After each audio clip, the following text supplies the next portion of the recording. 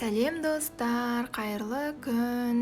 Біз осындай ақкербез екеуміз, қызымыз екеуміз өте көңілді, балаларға ұнайтын не салдық? Айта ғой. Котик та, мысық, я?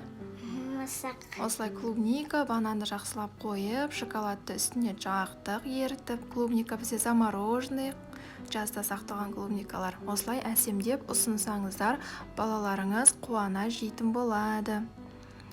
Панкейкінің рецепті бізде 2 жұмыртқа, 5 қасық ұн, ас қасықпен, онан кейін сүт құйдым, 1,5 стақан, 1,5 стақан ұн салдым. Осындай 10 грамм разрыхлитель және осындай қоюлау масса болған дұрыс. Сосын сразу пісіре берсеңіздер болады. Сухой сковородкаға астын жай отқа қойып, осылай пісірулеріңізге болады. Өте дәмді.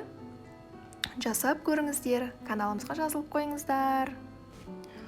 Толық рецепті осы видеоның астына жазып қоямын. Подробный кнопкасын бассаңыз, астында толығымен бүкіл мөлшермен рецепттер жазылатын болады. Қарап шығыңыздар.